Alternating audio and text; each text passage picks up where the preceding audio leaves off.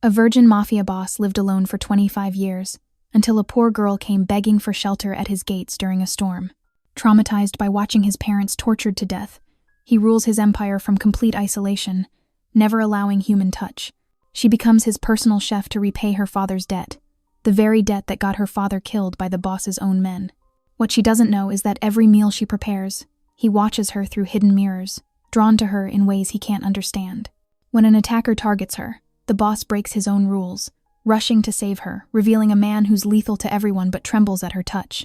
But as walls crumble and forbidden attraction ignites, her long-lost cousin arrives hiding a deadly secret that could destroy them both. Was her desperate arrival at his gates truly by chance? What happens when the man who's never known intimacy discovers the first person he's ever touched is caught in a web of betrayal stretching back 25 years? And will his emerging from isolation to protect her become the very thing that finally destroys him or his salvation?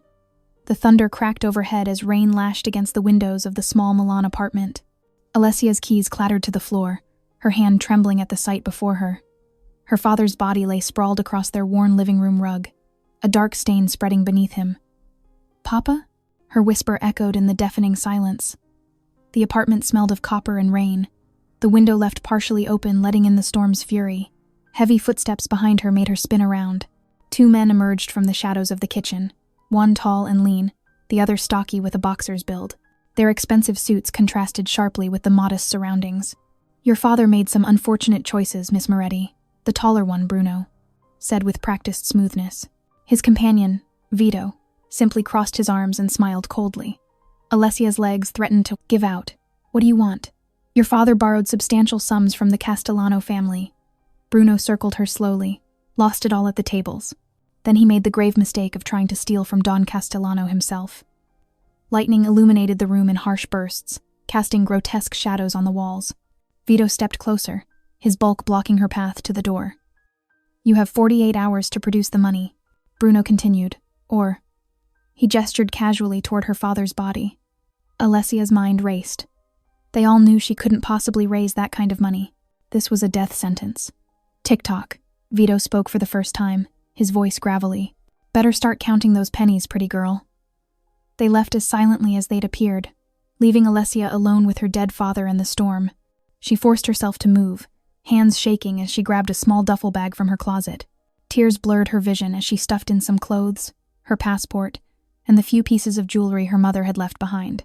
In her father's room, she found his old leather journal, the pages worn and filled with his messy scrawl. A recent entry caught her eye.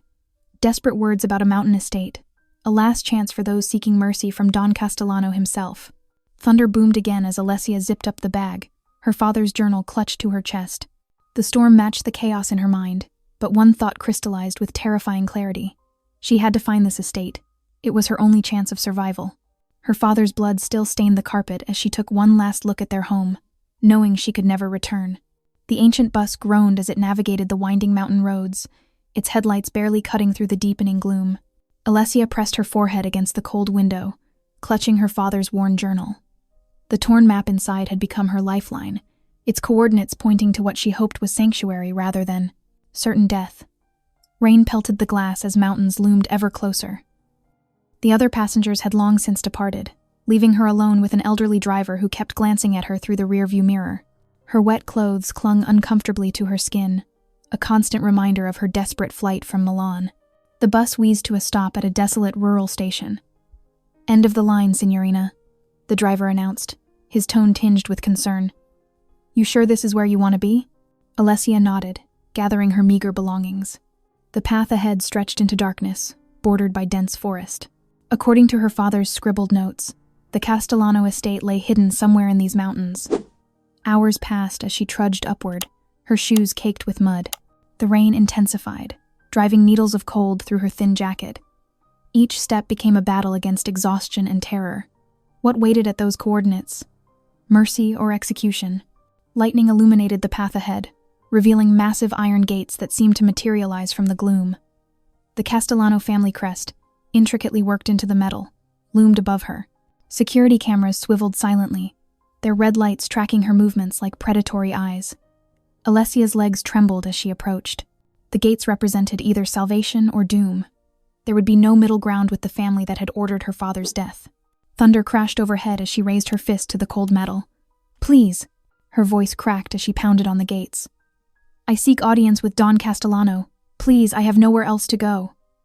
The cameras continued their silent watch as her strength finally failed. Her knees buckled, the world tilting sideways as exhaustion claimed her. The last thing she saw was the rain-slicked ground rushing up to meet her. Inside the fortress-like estate, a wall of security monitors cast blue light across a darkened study. A solitary figure sat motionless in the shadows, watching the unconscious woman through multiple camera angles. Dante Castellano's fingers tapped thoughtfully against his armrest as he studied the unexpected arrival at his gates.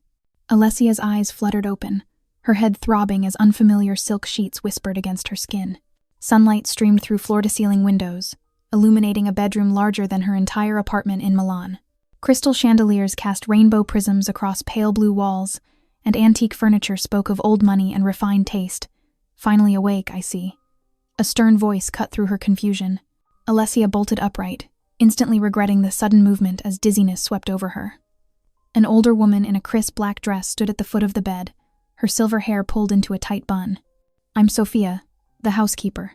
You've been unconscious for nearly 24 hours." She laid fresh clothes on a nearby chair, expensive pieces that probably cost more than Alessia made in a month. "You're inside the Castellano estate. Clean yourself up and change. I'll return in 15 minutes. The ensuite bathroom rivaled luxury hotel spas, with marble surfaces and golden fixtures. Alessia showered quickly, her mind racing as she donned the perfectly fitted clothes. True to her word, Sophia returned promptly, leading her through corridors lined with priceless artwork. They entered a formal dining room where crystal glasses caught the late afternoon light. A feast awaited: delicate pasta, fresh seafood, and artisanal bread that made her mouth water despite her anxiety. "Eat," Sophia commanded, then disappeared like a ghost. Alessia had barely taken 3 bites when a massive screen on the far wall flickered to life. Her fork clattered against fine china as a man's face appeared, partially concealed in shadow. Dark eyes studied her with unnerving intensity. Alessia Moretti. His voice was deep, cultured, yet held an edge that made her shiver. "I am Dante Castellano. I believe you're acquainted with my associates, Bruno and Vito." Her throat went dry. They killed my father. Your father stole 200,000 euros from my businesses." Dante's tone remained eerily calm. "His death was regrettable but necessary. Now you've come seeking sanctuary in my home." Alessia forced herself to meet those penetrating eyes. "Please, I have a proposition." He cut her off smoothly. "You're a trained chef. Work for me for 1 year, preparing my meals, and your father's debt will be considered paid. Refuse, and I'll turn you over to Bruno and Vito." A pause. "But understand this. We will never meet in person. You'll live here, cook here, but our only interaction will be through screens like this one." Sunlight streamed through expansive windows as Sophia led Alessia through the estate's commercial kitchen. Stainless steel surfaces gleamed, and top-of-the-line equipment lined the walls, a chef's dream that felt more like a gilded cage. "All meals go here," Sophia explained, gesturing to a brushed steel service elevator. "Breakfast by 8, lunch at 1, dinner at 7. Precise timing is essential." Her stern expression softened slightly. "The pantry is fully stocked. Whatever ingredients you need, write them on the order list." Alessia nodded, mentally noting the kitchen's layout while feigning attention to Sophia's instructions about Dante's dietary preferences. Her eyes caught glimpses of security cameras in every corner, their red lights blinking steadily. "The service entrance is for deliveries only," Sophia pointed to a heavy door. "It remains locked unless receiving supplies." She handed Alessia a thick folder. "These are Signor Castellano's preferred dishes and scheduling details." When Sophia finally left, Alessia explored the kitchen methodically, opening drawers and cabinets while memorizing escape routes. The service entrance had an electronic keypad, complex, but not impossible. Through its small window, she glimpsed the estate's grounds and a section of the perimeter wall. She prepared lunch mechanically, a simple risotto with fresh truffles, while studying guard rotations through the windows. 2 men patrolled in predictable patterns, changing shifts every 6 hours. The service elevator hummed as it carried her dishes upward, and Alessia imagined Dante dining alone in his isolated tower. Hours passed as she prepared an elaborate dinner of osso buco, her movements precise despite her racing mind. When midnight approached, she changed into the darkest clothes from her meager belongings. The service entrance keypad yielded surprisingly easily to the code she'd glimpsed on Sophia's clipboard. Alessia slipped into the cool night air, pressing against shadows as she tracked the guard's movements. 20 minutes of careful observation revealed a gap in coverage near an old oak tree that grew close to the perimeter wall. Her heart thundered as she darted between patches of darkness, freezing at every sound. The guard's footsteps faded around the corner. Alessia sprinted to the oak tree, her fingers finding purchase in ancient bark. She had just reached the lowest branch when floodlights exploded to life, bathing the grounds in harsh white light. Sirens wailed as dark figures emerged from every direction, their weapons trained on her frozen form. Down, now. A guard's voice cut through the chaos. Alessia's shoulders slumped as reality crashed in. She'd never really had a chance.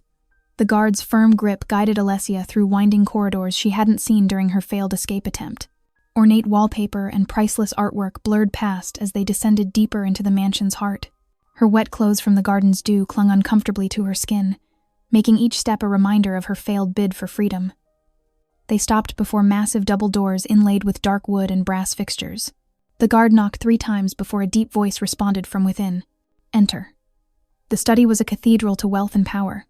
Floor-to-ceiling bookshelves lined the walls, leather-bound volumes stretching into the shadows.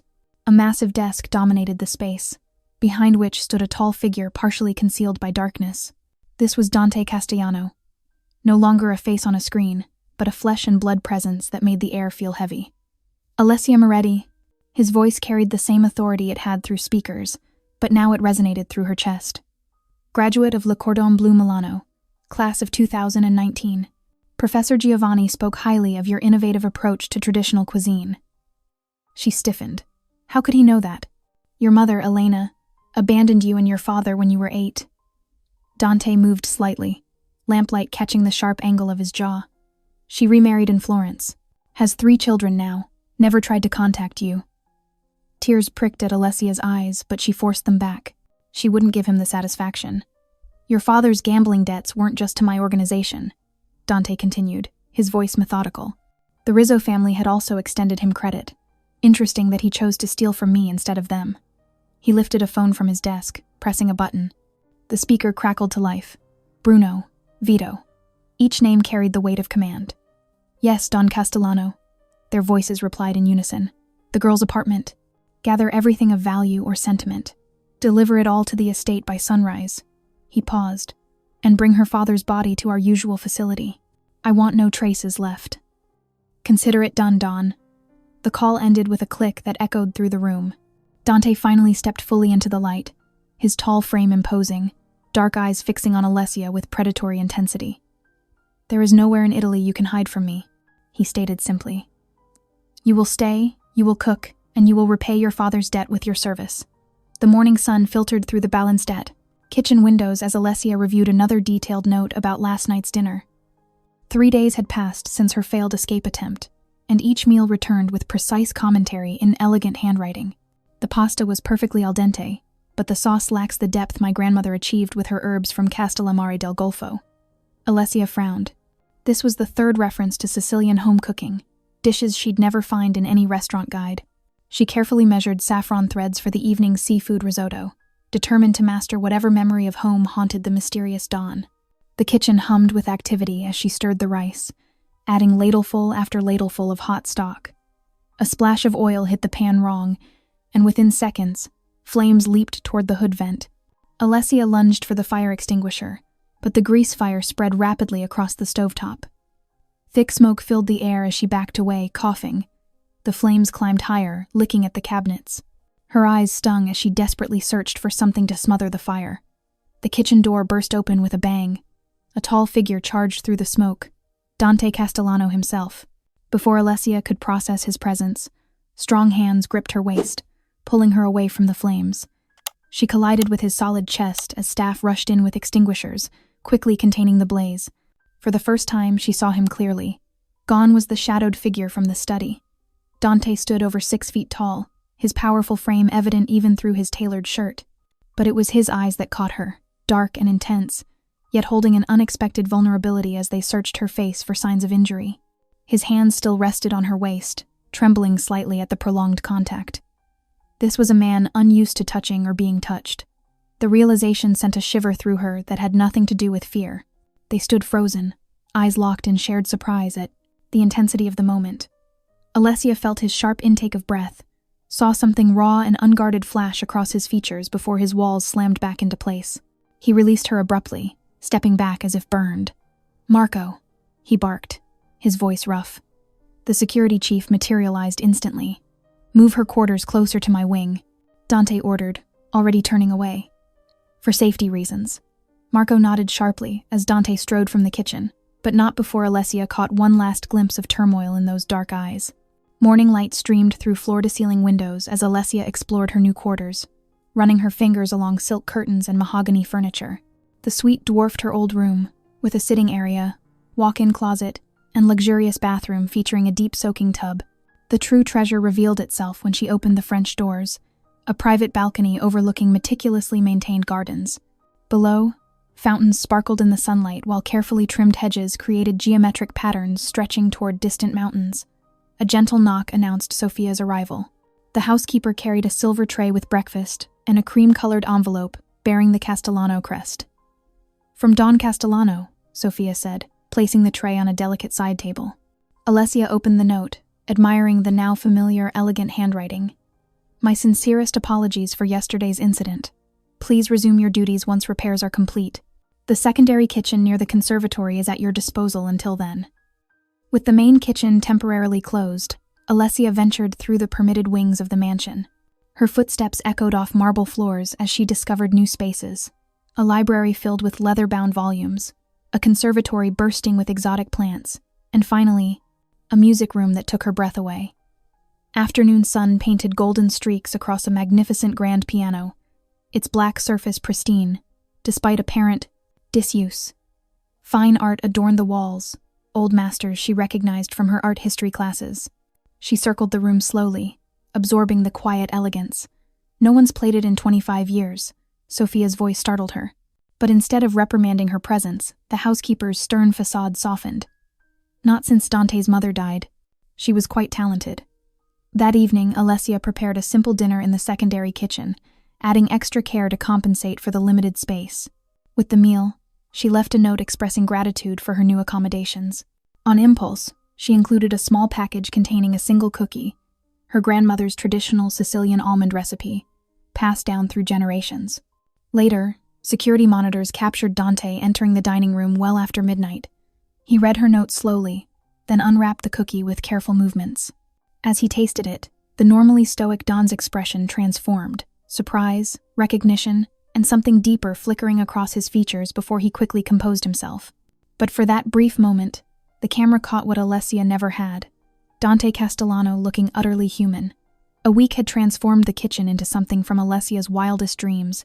Sunlight poured through newly installed skylights, dancing across surfaces of polished stainless steel.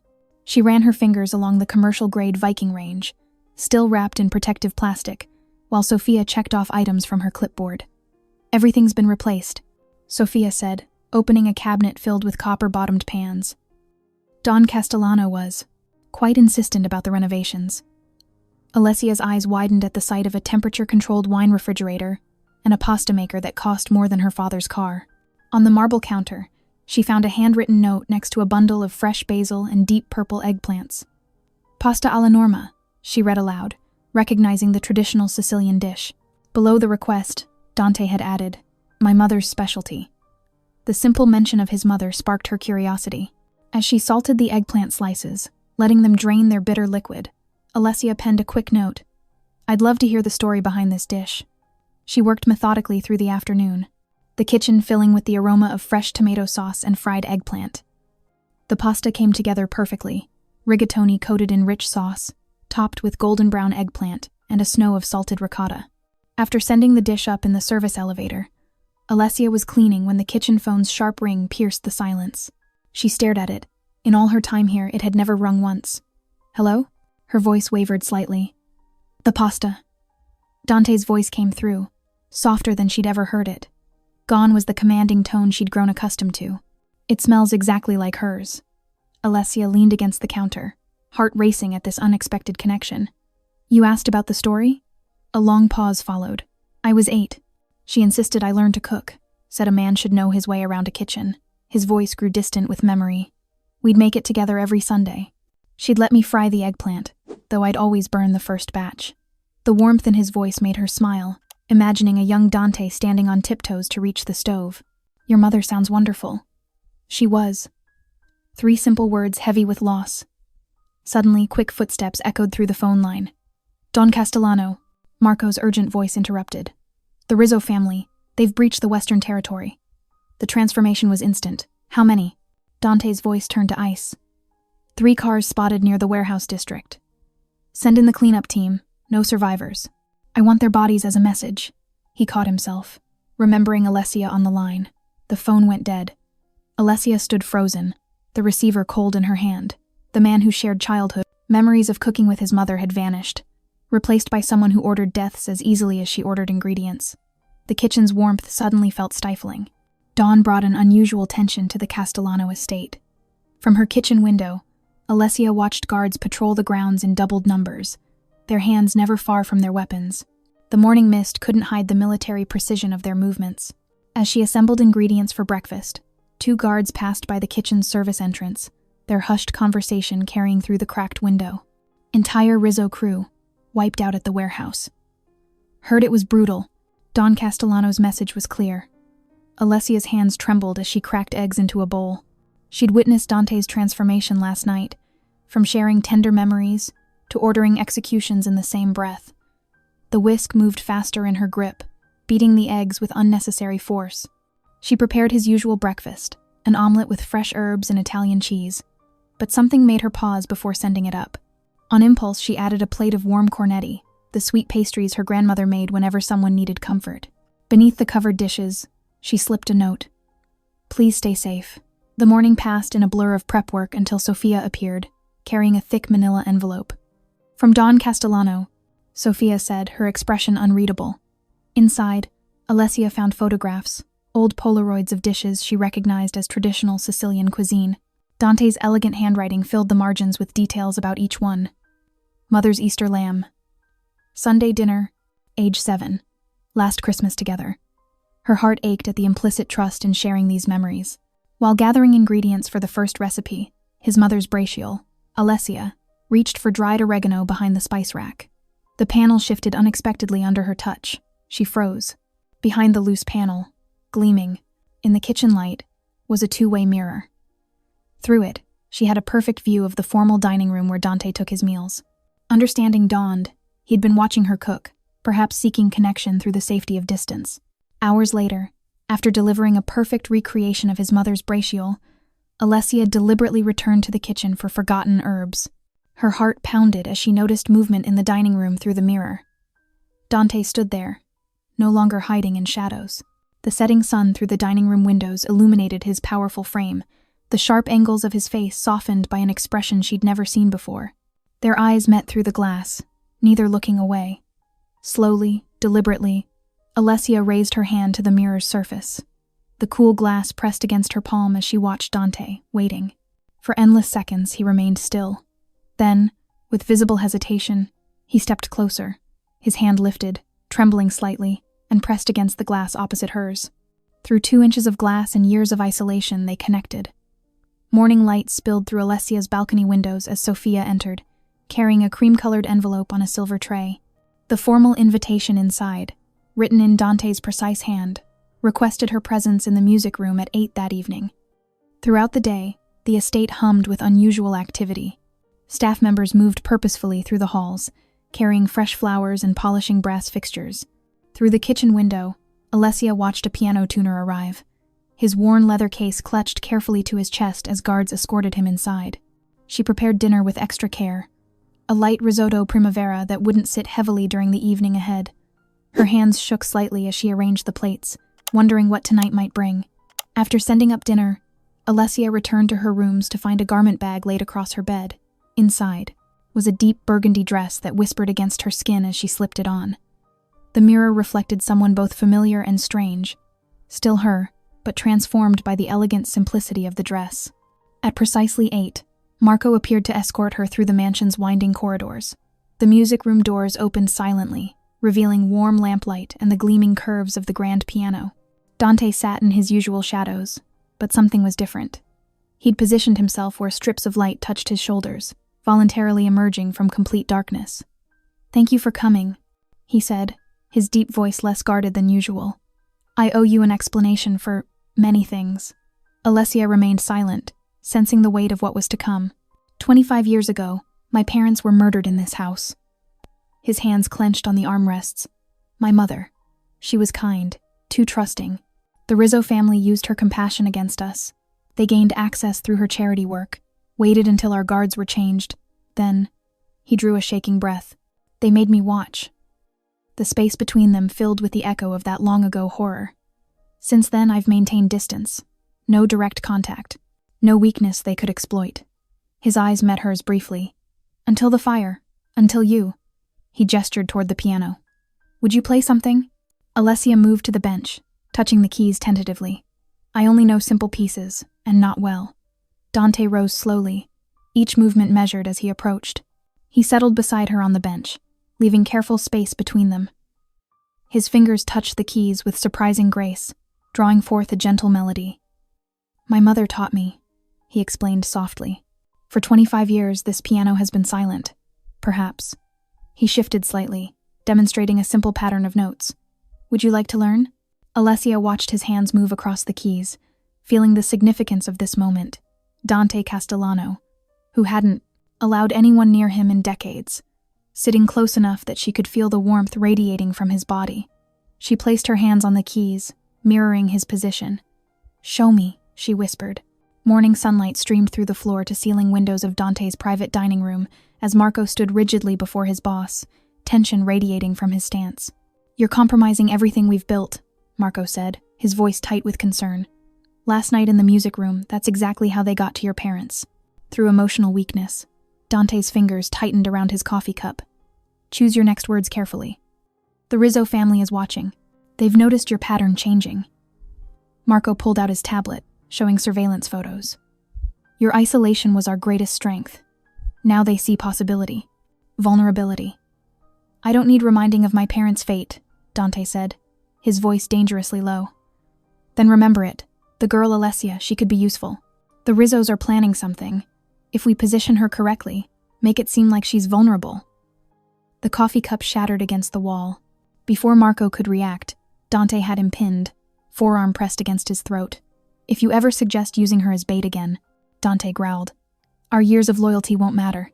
Marco's eyes widened, not at the threat, but at the revelation within it. In all their years together, he'd never seen Dante react with such raw emotion. Dante released him abruptly, stepping back as if burned by the contact. "Double the perimeter guards.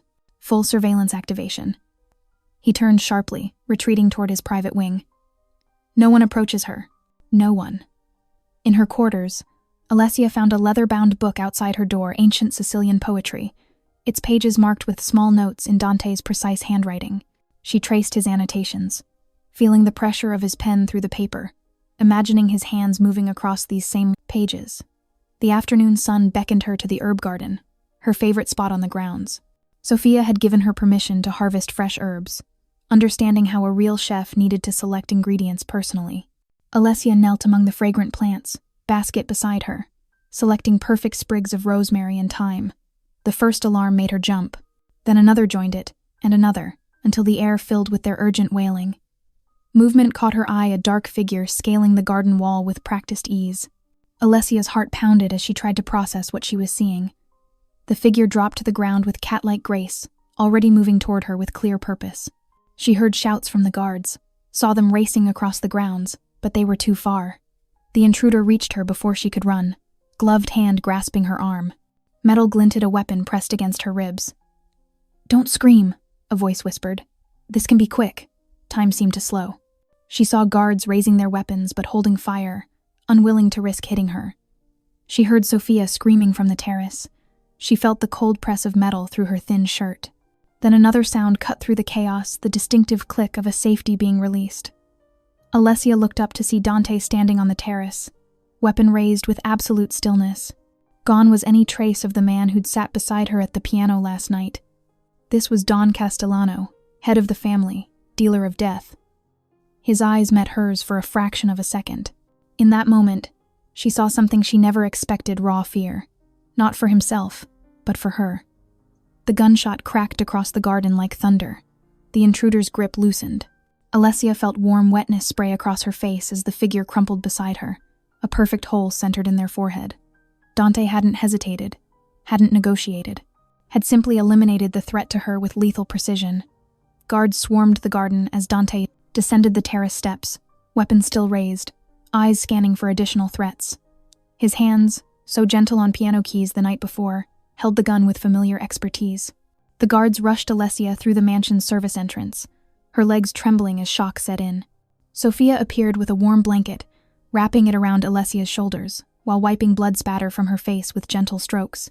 Through the window, she watched Dante striding toward the wounded intruder, who lay groaning on the garden path. Despite the hitman's injury, Dante had deliberately aimed to wound rather than kill. He wanted answers. "Who sent you?" Dante's voice carried across the garden, cold and precise. The hitman spat blood. "You know who. The Rizzos send their regards." Dante pressed his foot against the man's wound, drawing a scream. "Why target the girl? She's nothing to them." "That's where you're wrong," the hitman gasped. "Her father, Giuseppe Moretti, he worked for us before his gambling debts sent him running to you. She knows things that could hurt us." Alessia's breath caught. Her father had never mentioned any connection to the Rizzo family. "You're lying," Dante growled. "Giuseppe was a drunk and a gambler, nothing more." The hitman laughed wetly. "Check his old journal, the one she brought with her. Ask about the meetings in Venice, the ledgers he kept." Movement flashed, the hitman's concealed blade slicing upward. Dante jerked back, but not fast enough to avoid the edge catching his shoulder, tearing through expensive fabric and flesh. Without hesitation, Dante's foot connected with the hitman's temple, silencing him. "Get him to the warehouse," Dante ordered his men. "I want everything he knows." Marco approached with concern. "Boss, you're bleeding." "It's nothing." Dante turned sharply, heading for the east wing where Alessia knew a rarely used study was located. His path was marked by scattered droplets of blood. "He needs medical attention," Alessia said to Sophia. The housekeeper's face tightened. "He won't let the doctor near him, not since his parents. Trust issues, you understand." Alessia grabbed the first aid kit from the kitchen and followed the blood trail. She found Dante in the study, gripping the back of a leather chair as blood soaked his shirt. "Get out," he ordered without turning. "You're bleeding badly." Alessia set down the first aid kit. "Let me help." "I don't need." His words cut off as he swayed slightly. "You do." She approached slowly, like you might a wounded animal. "I have first aid training. Please." His breathing was uneven, face pale from blood loss. After a long moment, he gave a sharp nod. Alessia helped him remove his jacket and shirt, revealing the angry gash across his shoulder. But it was the scars marking his skin that made her pause old wounds, telling stories of survived violence. Her fingers trembled as she cleaned the wound. Dante's muscles were rigid under her touch, his breathing shallow. She realized with stunning clarity that this was the first time in decades he'd allowed someone to touch him with such intimacy. "Try to relax," she murmured, carefully applying antiseptic. "The tension makes it worse." He released a shaky breath. "I'm not used to this. I know." She worked with gentle efficiency, hyper-aware of every brush of her fingers against his skin. "But you're safe with me." His laugh was harsh. "I'm never safe. And neither are you, apparently." "The Rizzos," Alessia said quietly. "What my father did. We'll discuss it later." His voice was strained. "When I'm not fighting the urge to bolt from this room." Alessia carefully placed the bandage, securing it with medical tape. Each touch seemed to both unsettle and ground him, his breathing unsteady but gradually evening out. "There," she said softly. "All done." He remained motionless, processing the foreign sensation of gentle hands on his skin. When he finally spoke, his voice was barely audible. "Thank you." Sunlight filtered through heavy curtains as Alessia entered Dante's study the next morning, carrying fresh bandages and medicine. She found him half-dressed in a leather armchair, his skin flushed with fever. "You shouldn't be up," she scolded, setting down her supplies. "I have business to attend to." His voice was hoarse, lacking its usual authority. When she touched his forehead, he flinched but didn't pull away. "You're burning up. The wound might be infected." "I'm fine." But his attempt to stand resulted in visible swaying. "Back to bed," she insisted, surprising herself with her firmness. "Doctor's orders." A weak smile touched his lips. "You're not a doctor. I'm the closest you'll allow." She helped him to the adjoining bedroom, noting how he leaned on her despite obvious discomfort with the contact. Throughout the morning, she changed his bandages and applied cool compresses while he drifted in and out of consciousness, occasionally muttering in Sicilian. During his fevered sleep, she explored his study, drawn to the walls of books and art. Original paintings hung alongside classical reproductions, each perfectly lit. A leather-bound journal lay open on his desk, filled with detailed notes on art history and technique.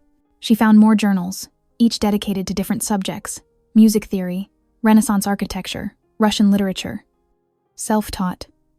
Dante's voice startled her. He watched from the bedroom doorway, steadier but still pale. "Books don't judge, don't betray. These notes are incredible." She held up a journal containing piano compositions. "You wrote these?" "Music helps," with the silence. He moved carefully to a chair. "When you spend 25 years alone, you find ways to fill the time." Alessia settled nearby with one of his journals. "May I?" He nodded, watching her intently as she read his elegant script analyzing Caravaggio's use of light and shadow. "I've never shown anyone these," he said, quietly. "They're private. Thank you for trusting me." She turned a page covered in sketches. "Your isolation. It wasn't just physical distance, was it?" "No." His voice grew hesitant. "I've never been with anyone intimately." The admission hung in the air between them. "After my parents died, human contact became," he struggled for words, "unbearable. The thought of being vulnerable, of letting someone close enough to hurt you." Alessia finished softly. He nodded, looking away. "Books, art, music, they became my world, safer than people. But lonely," she said. "Yes." The simple admission seemed to cost him greatly. As evening approached, she found a volume of Dante Alighieri's works. "Would you like me to read to you?" He settled back against his pillows, exhaustion evident. "In Italian?" She began reading, her voice soft in the dimming light. Gradually, his eyes closed, tension easing from his face. She continued reading until his breathing deepened into sleep, then set the book aside, intending to leave. But the chair was comfortable, and she was tired from tending him all day. She told herself she'd rest her eyes for just a moment. Hours later, Dante woke to moonlight streaming through the windows. His fever had broken, head finally clear. Movement caught his attention. Alessia asleep in the chair beside him, dark hair spilling over her shoulder, face peaceful in repose. For the first time in decades, the presence of another person didn't trigger his defensive instincts. Instead, something unfamiliar stirred in his chest as he watched her sleep and ache, both pleasant and painful. Without conscious thought, his hand reached toward her face, hovering just above her cheek without touching. Even this almost contact made his heart race, but not entirely from fear. He remained motionless, guarding her rest while wrestling with emotions he had no framework to understand. The tenderness frightened him more than any threat of violence ever had. Alessia woke to sunlight warming her face, momentarily disoriented in the unfamiliar room. She'd fallen asleep in Dante's quarters, the book of poetry still in her lap, but his bed was empty, the sheets already smoothed. "Good morning." His deep voice came from the doorway. She turned to find him dressed in a black sweater and slacks, his color restored. The feverish vulnerability of yesterday had been replaced by something else, not quite his usual walls, but a quieter intensity. "How's your shoulder?" she asked, straightening her wrinkled clothes. "Better." He gestured to a breakfast cart by the window. "Join me?" The simple invitation felt monumental. They settled at a small table overlooking the mountains, steam rising from cups of rich coffee. Dante watched as she spread jam on warm brioche, his eyes tracking her movements with unusual openness. "You need to learn to defend yourself," he said suddenly. She paused mid-bite. "What?" "The attack in the garden, you were vulnerable. That needs to change." He leaned forward. "I want to teach you basic self-defense. You're still injured," she protested. "Well enough for this." His tone brooked no argument. "Meet me in the private gym at 2. The gym occupied a converted ballroom, mirrors lining one wall, training mats covering the floor. Alessia arrived in the provided workout clothes to find Dante waiting, his injured arm moving with only slight stiffness. "First lesson, how to break a hold." He approached slowly, telegraphing his movements. "May I?" She nodded, pulse quickening as he stepped behind her. His hands encircled her wrists, grip firm but careful. If someone grabs you like this, his breath stirred her hair. Don't pull away. Instead, his hands guided her through the motion, dropping her weight, turning into his hold rather than fighting it. The necessary contact had him teaching through gritted teeth, his body tense where it brushed hers. They worked through escapes and blocks, each demonstration requiring him to move closer, to position her arms, to show her where to strike. His hands trembled slightly when they lingered too long, but he pushed through his obvious discomfort. Again, he ordered after she successfully broke his hold. Faster this time. She spun out of his grip, executing the move perfectly, only to stumble. His good arm shot out to catch her, pulling her against his chest. For a heartbeat, they froze, pressed together, his heart pounding against her back. With visible effort, he steadied her, then stepped away, running a shaking hand through his hair. The space between them crackled with unspoken tension. "Why do you do this to yourself?" she asked softly. When he stiffened, she pressed on. "Lock yourself away? Deny yourself any human contact? It's necessary." His voice was rough. "Is it? You're clearly capable of connection. Today proves that. Today is an exception." He turned to the window, shoulders rigid. "You don't understand what's at stake. Then help me understand." She took a careful step toward him. Why choose complete isolation? The silence stretched so long she thought he wouldn't answer. When he finally spoke, his voice carried decades of pain. "The last time someone got close to me, my parents died." His reflection in the window looked haunted. "Isolation isn't my prison, it's my armor." Alessia watched him wrestle with memories, understanding blooming. His self-imposed exile wasn't just about protection, it was punishment. He believed connection made him culpable for his parents' deaths. "Armor can become a cage," she said gently. "If you never let anyone in, you'll spend your life a prisoner of what those men did." His hands clenched at his sides, tendons standing out in his neck, but he didn't deny her words. 3 days later, sunlight streamed through the gym's tall windows as Alessia practiced a defensive stance. Dante circled her slowly, his critical eye noting every detail of her form. "Lower your center," he instructed, his hand hovering near her waist before gently pressing down on her shoulder. The touch lasted only seconds, but Alessia noticed his trembling had decreased significantly since their first lesson. "Like this?" She adjusted her position. "Better." He demonstrated the proper stance beside her, his movements fluid despite his healing shoulder. "My father taught me this when I was 12. He believed even a businessman's son needed to defend himself." Alessia glanced at him, surprised by the voluntary mention of his past. "Was he strict with your training?" "Very." A ghost of a smile touched Dante's lips. "But my mother would sneak me treats afterward. She'd say a warrior needed proper fuel." They moved through the defensive sequences, their bodies finding an easy rhythm. When Alessia stumbled on a complex move, Dante caught her elbow without hesitation, a stark contrast to his earlier reluctance to make contact. "Again," he said, but his tone held none of its usual sharpness. His hands positioned her arms with careful precision. "My mother would have liked you. She believed in nurturing strength with kindness. Is that why you requested her recipes?" Alessia asked softly. Dante paused, considering. "Perhaps. Those meals. They're some of my clearest memories of her. Sunday afternoons in the kitchen, learning to roll pasta while she sang old Sicilian songs. They continued training, but the session evolved into something more intimate as Dante shared fragments of his life before the tragedy. Stories of summer days in his mother's garden, piano lessons that always ended in laughter, his father teaching him to ride in the estate's meadow. When they finished, rather than retiring to their separate quarters, Dante gestured toward his study. "Join me for dinner?" The formal dining room stood empty as they settled in his private space, sharing a meal Alessia had prepared earlier. The conversation flowed naturally, without the usual careful distance Dante maintained. "You've never mentioned other family," he said, watching her over his wineglass. Alessia shook her head. "There's no one left. My mother left when I was 8, no siblings, and after my father." She trailed off, the loss still raw.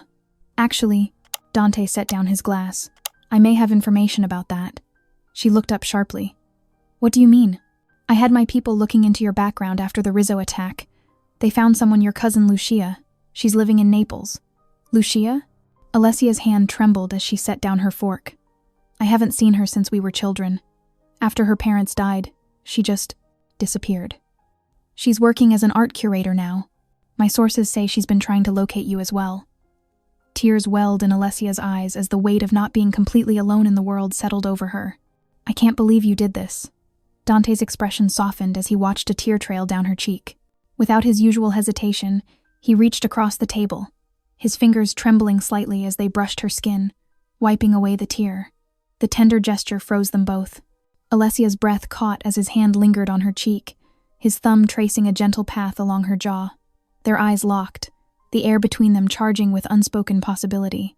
Dante leaned forward unconsciously, drawn by some force stronger than his carefully constructed walls.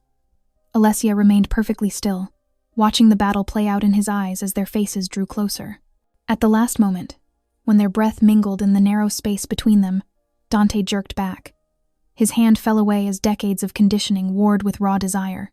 He gripped the edge of his desk, knuckles white with tension, unable to meet her eyes. The setting sun cast long shadows across the estate as Dante paced his study, watching security feeds of the front gates.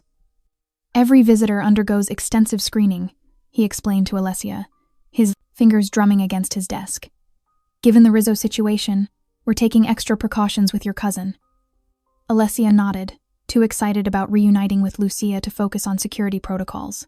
When the gates finally opened, she rushed to the entrance hall, leaving Dante to observe from the shadows of his study via monitors. Lucia emerged from the car looking exactly as Alessia remembered, warm brown eyes and that familiar, gentle smile. They embraced with tears and laughter, years of separation dissolving in seconds. "I can't believe you found me," Alessia whispered, holding her cousin tight.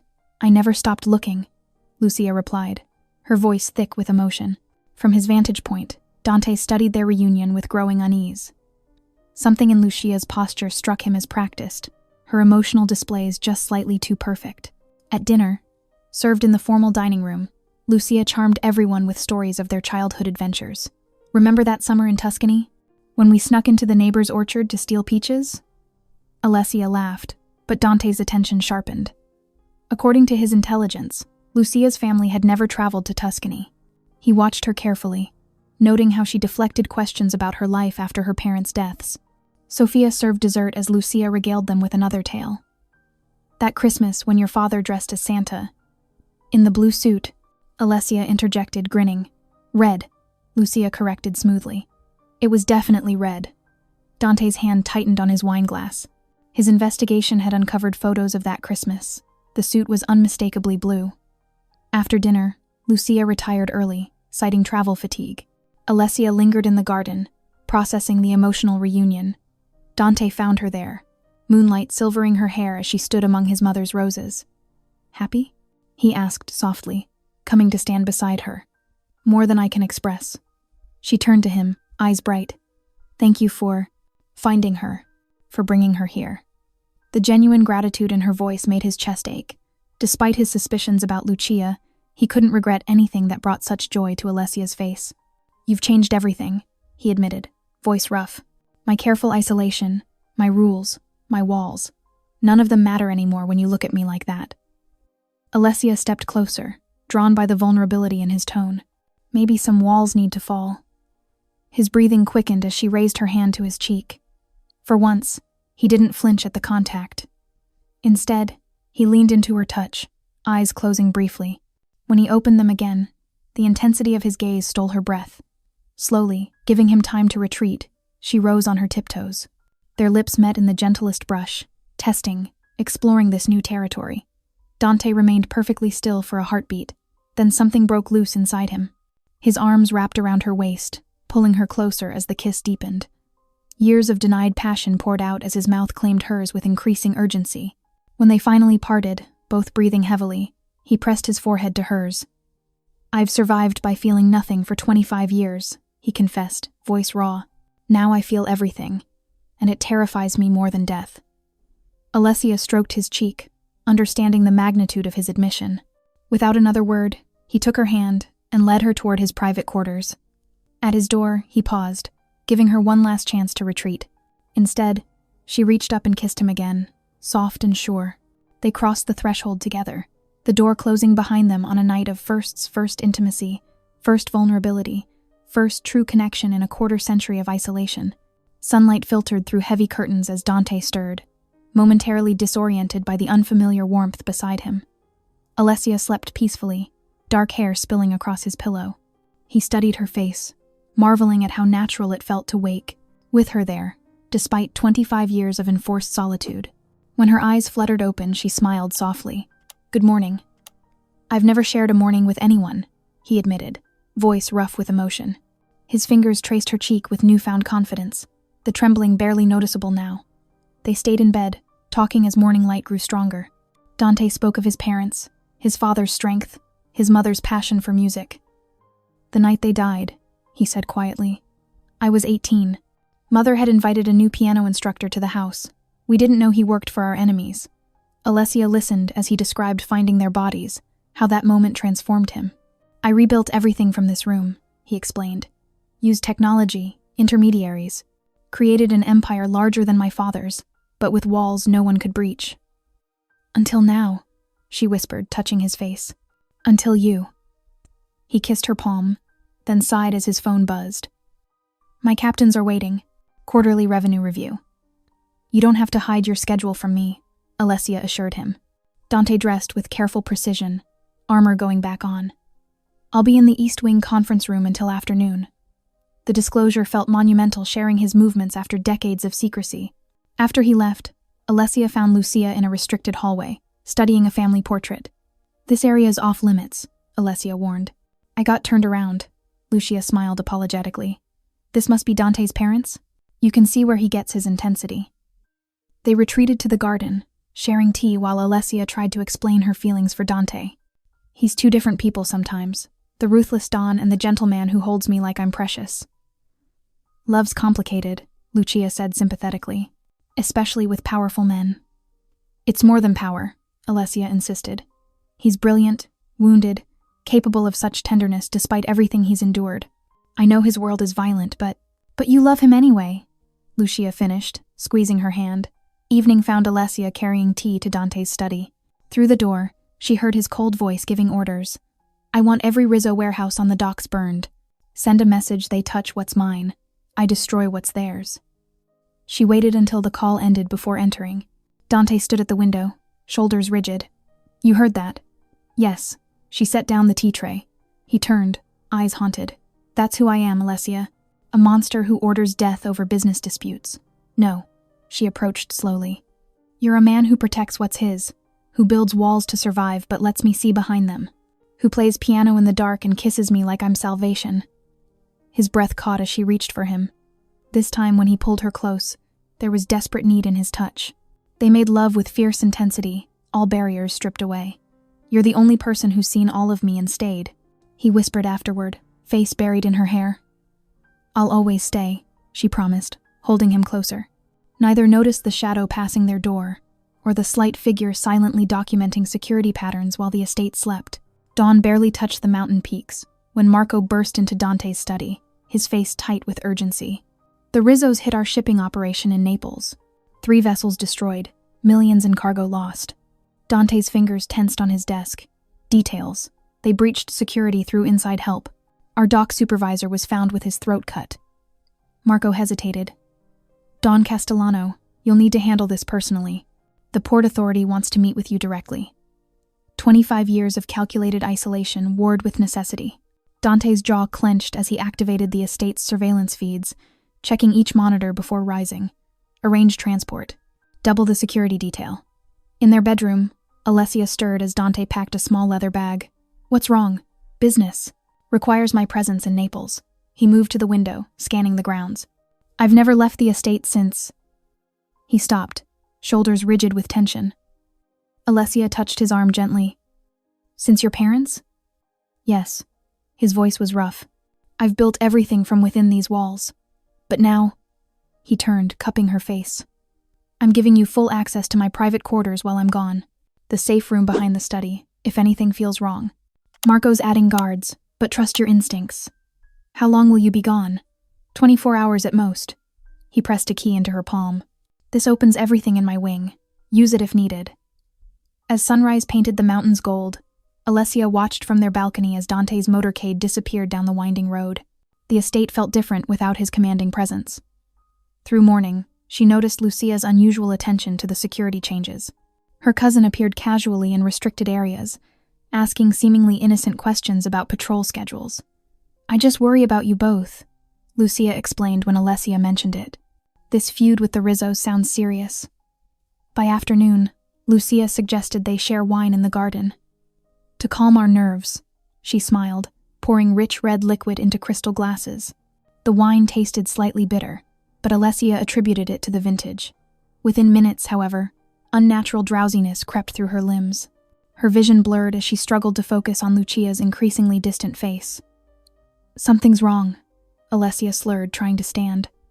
Her legs wouldn't cooperate. "Shh," Lucia soothed, helping her lie back in the garden chair. "Don't fight it." Horror pierced through Alessia's fading consciousness as Lucia pulled out a phone, her cousin's familiar warmth replaced by clinical efficiency. "I have access to his private quarters and the girl is neutralized. Send your men now." Alessia fought against the darkness pulling her under, but the drug was too powerful. Her last thought before unconsciousness claimed her was of Dante, now hours away, unaware of the betrayal unfolding within his fortress. The world faded to black as Lucia's voice continued issuing calm instructions into the phone, coordinating an attack on the very heart of Dante's domain. Security cameras recorded Alessia's collapse in the garden, but the guards watching the feeds had already been quietly neutralized, their screens dark as Lucia's carefully laid plan unfolded with precise timing. The mountain air grew colder as shadows lengthened across the estate's manicured grounds. In the distance, the sound of approaching vehicles broke the evening silence, but no alarms blared to warn of their arrival. Lucia's preparations had been thorough, dismantling the estate's defenses with the patience of someone who had spent years planning this moment. Inside his armored car racing back from Naples, Dante remained unaware that his sanctuary had already been breached, not by force, but through carefully cultivated trust. The fortress he'd built over 25 years was about to fall, not from without, but from within. Dante's convoy tore through the estate gates at midnight, his instincts screaming long before he saw the darkened security booth. No guards, no lights, no response on any communication channels. "Breach protocol," he barked, drawing his weapon as the vehicles screeched to a halt. His men fanned out across the grounds, finding unconscious guards at every post. Not dead, strategically incapacitated. Marco appeared from the shadows, blood staining his shirt. "They came at 2,000, 100 hours. Professional team, knew exactly where to hit us." Lucia orchestrated everything. Dante's jaw clenched. "Alessia? Missing, along with everything from your private safe. They took her during the initial breach." The mention of his safe sent Dante sprinting toward his study, Marco struggling to keep pace. The reinforced door hung open, the safe's contents scattered. Critical files documenting decades of Rizzo family crimes, evidence he'd collected as insurance gone. "Show me the footage," Dante demanded, his voice deadly calm. Security recordings revealed the precision of Lucia's betrayal. Guards systematically neutralized. Security systems disabled with insider knowledge. Armed men moving through the compound with practiced efficiency. "There's more," Marco said quietly, leading him to Alessia's room. Her space had been searched, but methodically. On her desk lay damning evidence. Burner phones, account numbers matching known Rizzo holdings, encrypted messages between her and Lucia dating back months. Every detail suggested careful planning, a long con orchestrated by both women. "The messages indicate she targeted you specifically," Marco reported, his voice carefully neutral. "Used your isolation protocols to study patterns, identified vulnerabilities." Dante's fist crashed through the nearest wall. 25 years of isolation. 25 years building impenetrable defenses. All undone because he'd finally let someone in. "Find them," he ordered, his voice arctic. "Every safe house, every contact, every route out of Italy. I want them both." His men dispersed, leaving him alone in his study. The evidence was irrefutable. Every fear that kept him isolated for decades validated in one brutal night. The betrayal he'd always anticipated, finally realized because he'd been weak enough to trust. Rage exploded through him. Crystal decanters shattered against walls. Furniture splintered under his hands. Books he'd shared with her, art they'd discussed. Every physical reminder of vulnerability destroyed in a fury of validated paranoia. A small glint caught his eye mid-destruction. There, partially hidden under scattered papers, lay Alessia's locket. He reached for it automatically, then froze. The silver pendant had belonged to her mother, the only thing she'd left behind when abandoning 8-year-old Alessia. He noticed she touched it unconsciously when stressed or thinking deeply, a habit so ingrained she seemed unaware of it. She never took it off. Not for sleep, not for cooking, not even during their intimate moments. The chain was designed to not break easily, yet here it lay, discarded carelessly on his study floor. Dante lifted the locket, examining the clasp. No damage, no sign of struggle, just abandoned, like something meaningless, completely contrary to every pattern he'd observed in Alessia's behavior over months of surveillance and intimate observation. He stared at the locket, his tactical mind shifting into analysis mode. If someone wanted to plant evidence of betrayal, they'd need to authenticate it with personal items. But a person clever enough to orchestrate this breach would also study their target's attachment to specific possessions. The locket's presence felt wrong, a vital detail that disrupted the carefully constructed narrative of betrayal, one piece of evidence that contradicted, rather than confirmed his worst fears. Dante's fingers closed around the silver pendant, his other hand already reaching for his phone. The order for capture suddenly felt premature. He needed more data. More importantly, he needed to verify whether this betrayal truly aligned with everything he'd learned about Alessia's character through months of careful observation. Alessia's head throbbed as consciousness returned slowly, her vision swimming into focus. Cold metal bit into her wrists where ropes secured them to a wooden chair. The warehouse air hung heavy with dust and decay, moonlight filtering through broken windows overhead. Finally awake, I see. A cultured voice cut through her disorientation. Francisco Rizzo emerged from the shadows, impeccably dressed in a tailored suit that seemed out of place in the decrepit setting. I apologize for the crude accommodations, but they're temporary. Movement to her left drew her attention. Lucia, or whoever she was, stepped into view, her familiar warm expression replaced by clinical detachment. Allow me to properly introduce my niece, Caterina Rizzo, Francisco said, placing a proud hand on her shoulder. She's been playing the role of your loving cousin Lucia for quite some time. Alessia's stomach churned. Years. You've been watching me for years? Since before your father's gambling debts became problematic, Caterina confirmed, her voice lacking its usual musical quality. We needed someone close to monitor his connections to both families. When he started stealing from Castellano businesses, it provided the perfect opportunity. Francisco circled Alessia's chair slowly. You see, your father's theft was convenient, but ultimately irrelevant. We needed access to Dante's fortress. More specifically, to the evidence he's collected against our family over the decades. The safe, Alessia whispered, remembering the reinforced door in Dante's study. Precisely. But Dante's isolation made him virtually untouchable. Until you. Francisco smiled coldly. The moment he broke his own rules for you, we knew our patience had paid off. Meanwhile, at the Castellano estate, Dante sat in his security room, surrounded by monitors displaying footage from every camera in the compound. For hours, he'd reviewed the evidence of betrayal, his tactical mind cataloging every detail. Something wasn't adding up. Play Sector 7 again, he ordered, focusing on the corridor outside Alessia's room. The timestamp showed 9:47 p.m. peak of the invasion. Marco rewound the footage. They watched as armed men dragged a struggling Alessia from her quarters. Her resistance was fierce, genuine one attacker nursing a bloody nose from her efforts. Now the planted phone records, Dante demanded, spreading documents across the console. The carefully constructed trail showed months of communication between Alessia and supposed co-conspirators.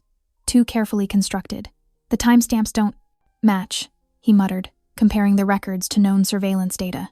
These calls supposedly happened when she was cooking in my kitchen or sleeping in my bed.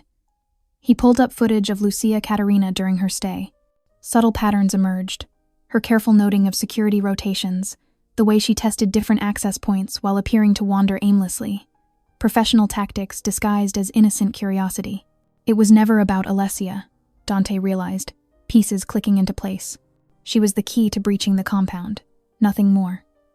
Standing abruptly, he strode to his weapons vault for the first time in 25 years. Marco watched in shock as his boss methodically armed himself. Sir, we can send teams. No. Dante checked the magazine of a matte black pistol. They exploited my isolation, used it against me. That ends tonight. He turned to his security chief, eyes burning with cold fury. Prepare the convoy. I'm leading this personally. They'll expect retaliation, Marco warned. It's probably a trap. Of course it is. Dante holstered the weapon. They think they used Alessia to expose my weakness, to draw me out. His voice dropped to a deadly whisper. They're about to learn she's the reason I'll destroy them all. Francisco circled Alessia's chair, his polished shoes clicking against the concrete floor. In the harsh fluorescent light, his refined appearance took on a predatory edge. Let's discuss Dante's operation. Shipping routes, security protocols, the kind of details a woman who shares his bed might know. Across the warehouse, Katerina spread stolen files across a makeshift desk, methodically photographing documents. Her movements were precise, professional, nothing like the warm cousin Lucia she'd pretended to be. "I don't know anything about his business," Alessia said, her voice steady despite her fear. Francisco's hand shot out, gripping her jaw. "Loyalty is admirable, but foolish. Dante Castellano inspires fear, not devotion. Ask yourself why he spent 25 years hiding in that fortress." "Because his parents were murdered," Alessia snapped. "Ah, yes, the tragic story of rivals breaching security." Francisco released her with a cold smile. "But what if I told you the real story? That someone inside the Castellano organization orchestrated everything?" Alessia's breath caught. Katerina looked up from her work, clearly interested in this revelation.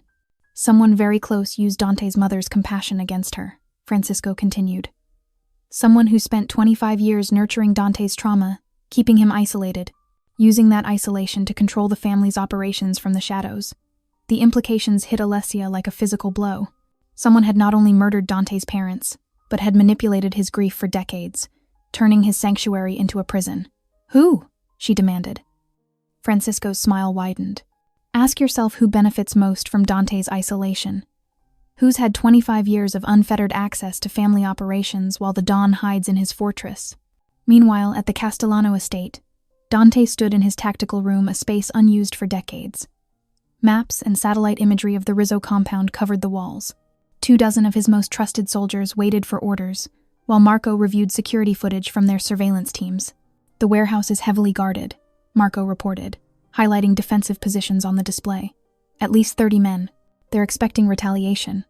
"Of course they are." Dante studied the approach vectors, his tactical mind processing angles and blind spots. "They're counting on it. All the more reason to send teams rather than going yourself," Marco argued. "You haven't been in direct combat since my parents died?" Dante's voice was eerily calm. "That's exactly why I have to go. For 25 years, I've let fear dictate my choices. I've ruled through distance and intimidation, letting enemies think isolation made me weak." He traced a route through the Rizzo compound's defenses. His fingers didn't tremble now, all uncertainty burned away by focused rage. "Sir, at least consider—" "No." Dante turned to his assembled men. "Tonight they learn why the most dangerous predator is one with something to protect. We move in 3 teams. Marco, you'll lead the distraction force here." He indicated the compound's main gate. "Antonio's men will cut power and communications here. My team infiltrates through the loading dock while their attention is divided." The soldiers exchanged glances, unused to direct commands from their reclusive boss. But something in his eyes, cold fury mixed with deadly purpose, commanded instant obedience. As darkness fell, Dante led his strike team through shadow-filled streets toward Rizzo territory. The familiar weight of weapons felt natural despite decades of disuse. Every sense was heightened, years of theoretical knowledge crystallizing into muscle memory. A guard patrol passed meters away. Dante signaled his men to hold position, remembering similar operations in his youth before trauma and manipulation twisted him into isolation. Now that same tactical insight served a different purpose, not revenge or business, but protecting something far more precious than territory or power. The warehouse loomed ahead, its broken windows like vacant eyes in the darkness. Dante moved his team into position, personally leading his first combat operation in 25 years. Dante moved like a shadow through the Rizzo compound, decades of theoretical combat knowledge transforming into lethal grace. The first guard died silently. Dante's arm locked around his throat until consciousness faded. The second never saw the blade that ended him. Behind him, his elite team followed with practiced precision, securing each sector before advancing. Years of watching security footage, studying combat techniques, and analyzing tactical scenarios had prepared him for this moment. His body remembered lessons learned through observation rather than experience. "Southeast corridor clear," whispered Marco through the earpiece. "Primary distraction team in position." Dante signaled his men forward, advancing through darkness broken only by security lights. His isolation had made him a ghost story in the criminal underworld, the untouchable Don who never left his fortress. Tonight, that myth became his advantage. Inside the warehouse office, Francisco paced before a bank of security monitors. "Another sensor triggered in Sector 4, reported a nervous guard. "Equipment malfunction," Francisco dismissed. though tension lined his face. "No one attacks us directly. Not even Castellano." "Sir, we've lost contact with 3 perimeter teams." Francisco's certainty wavered. "Double the guard rotation. No one approaches without..." A gurgled scream cut through the radio, followed by static. In the main warehouse space, Alessia worked steadily at her restraints. The rope burned against her wrists, but hours of precise knife work in Dante's kitchen had given her hands surprising strength. One knot loosened, then another. Caterina remained focused on the stolen files, photographing documents with mechanical efficiency. Her cousin Lucia persona had vanished entirely, replaced by cold professionalism. "Your beloved Dante," Francisco taunted, returning from the office. "Hiding in his fortress while we dissect his empire. Pathetic." Alessia's right hand slipped free, carefully maintained behind her back. "You don't know him at all. I know him better than you think. 25 years of watching him waste his family's legacy, ruling through fear because he's too broken for real power." Francisco turned away, distracted by another security alert. A guard's phone lay forgotten on a nearby table, dropped during a shift change. Alessia's fingers closed around it, muscle memory from countless texts to the kitchen staff guiding her movements. She typed the warehouse address and added, "Consigliere Vinci is the traitor." The kitchen line was the only estate number she'd memorized, her lifeline during those first isolated weeks. She hit send, praying someone would check the messages. Dante's team reached the warehouse's outer door. Guards patrolled in predictable patterns, another advantage of his years studying security footage. He signaled his men to hold position, counting seconds between rotations. The first guard went down silently, pulled into shadows. The second had time for half a breath before Dante's knife found his throat. Each movement was precise, calculated, the culmination of thousands of hours analyzing combat techniques from his surveillance feeds. "Sir," Marco's voice crackled through comms. "Primary team engaging main gate. You have 3 minutes until they realize it's a diversion." Dante advanced through the loading dock, his team spreading out to secure exit routes. The warehouse interior loomed dark and cavernous, steel rafters disappearing into shadows above. Voices echoed from an office area ahead, Francisco's cultured tones carrying clearly. "Your determination is admirable," Francisco was saying, "but ultimately futile. Dante's empire falls tonight, and your misplaced loyalty dies with it." Dante moved closer, years of strategic planning condensing into these crucial moments. A guard emerged from a side corridor, raising his weapon. 2 more appeared from behind crates, creating a triangle of aimed guns. A scream pierced the warehouse, Alessia's voice, filled with pain and fury. The sound shattered Dante's tactical focus, triggering something primal that overrode decades of calculated control. He faced the armed guards, his own weapon raised. In that frozen moment, he was no longer the isolated Don ruling through fear and distance. He was simply a man with everything to lose, prepared to tear through hell itself to reach her. The guards' bodies dropped in quick succession, each shot precise and lethal. Dante moved with mechanical efficiency, his theoretical knowledge transforming into devastating action. Blood sprayed across polished concrete as he advanced, leaving a trail of death that made even his hardened soldiers pause. "Jesus Christ," one of his men whispered, watching their boss execute a flawless, close-quarters takedown that belonged in Special Forces training videos. Dante didn't hesitate, didn't flinch. Each movement flowed from thousands of hours studying combat footage. Every scenario he'd analyzed in isolation now playing out in brutal reality. When a guard rushed him with a knife, Dante disarmed him with clinical precision, turning the blade back on its owner in one fluid motion. "Clear the perimeter," he ordered, voice cold as winter. "No one leaves." He reached the warehouse's main floor just as Francisco dragged Alessia toward a rear exit, Caterina covering their retreat with an automatic weapon. The sight of rope burns on Alessia's wrists triggered something primitive in Dante's carefully controlled mind. "Let her go." His voice carried across the space, stopping Francisco mid-step. Alessia's eyes found his, relief warring with concern. "Dante, it's a trap." "Of course it's a trap," Francisco laughed, using her as a shield. "Though I must admit, I didn't expect you to come personally. 25 years of isolation broken for this girl? Fascinating." "The famous ghost of Milan," Caterina added, weapon trained on Dante, finally emerging from his fortress. Dante advanced slowly, calculating angles and distances. Last chance to surrender. "Surrender?" Francisco's laugh turned bitter. "When we've already won? When your precious empire is crumbling as we speak? Your trusted Vinci made sure of that." The name hit Dante like physical blow. What are you talking about? Oh, this is delicious. Francisco's grip tightened on Alessia. He doesn't know. Your consigliere, your most trusted advisor, has played you for a quarter-century. Who, do you think, arranged your parents' murder? Who shaped your isolation into the perfect tool for controlling the family while skimming millions? Memories cascaded through Dante's mind.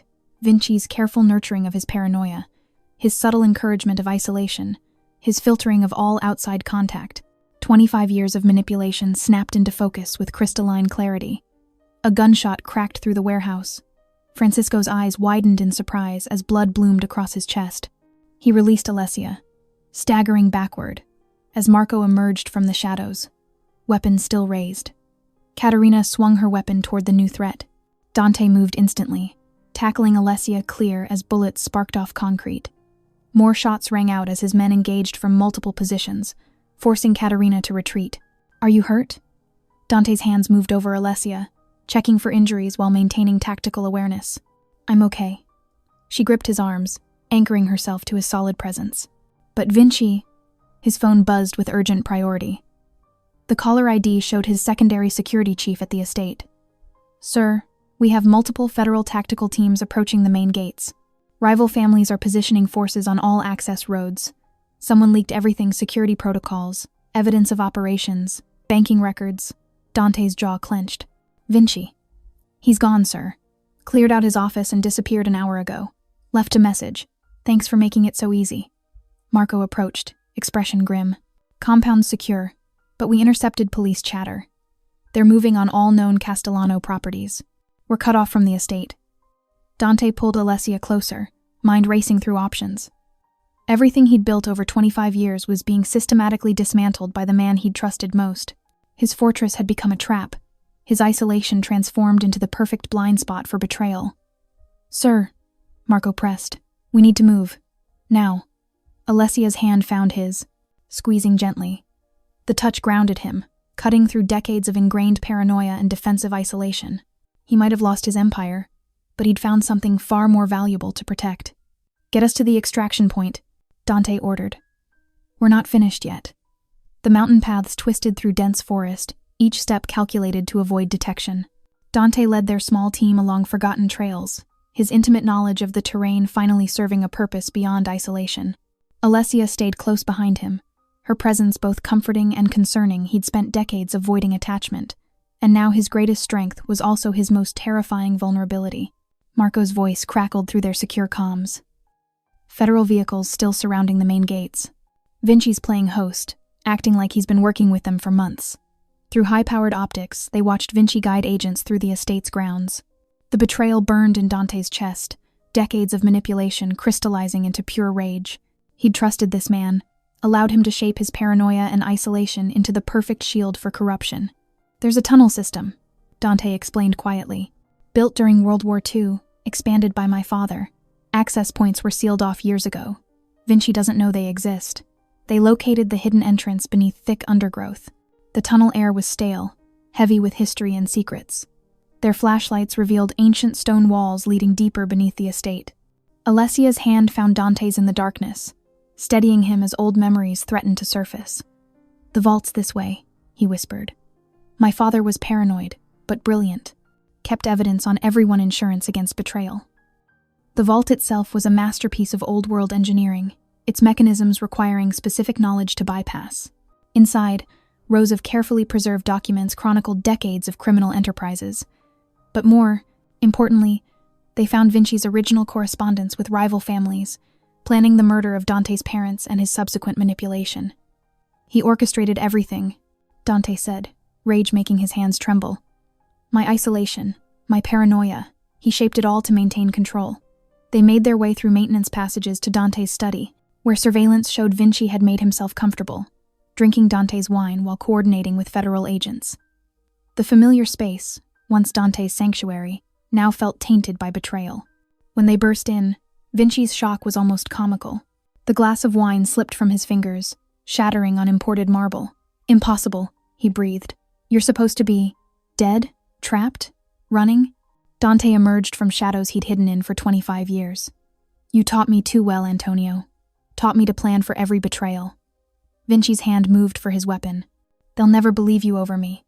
I've built this narrative for months. The reclusive Don, the isolated murderer. You're finished. These might change that narrative. Alessia held up the documents they'd recovered. Amazing what people used to keep in writing. The shift in Vinci's expression was subtle, a flicker of calculation replacing confidence. His weapon appeared with practiced speed, aimed not at Dante but at Alessia. The shot cracked through the study. Dante moved without thought, decades of theoretical combat knowledge transforming into pure instinct. He felt the impact high in his shoulder as he tackled Alessia clear. Marco's return fire was immediate and precise. Vinci collapsed, final betrayal frozen on his face. Dante! Alessia pressed her hands against his wound, eyes wide with fear. Stay with me. He covered her bloodied hands with his own. I'm not going anywhere. Not anymore. The sounds of federal agents responding to gunshots echoed through the estate. But in Dante's study, surrounded by the wreckage of his old life and the promise of his new one, time seemed suspended. Blood seeped between their joined fingers as Dante held Alessia's gaze, finding in her eyes everything he'd spent 25 years hiding from.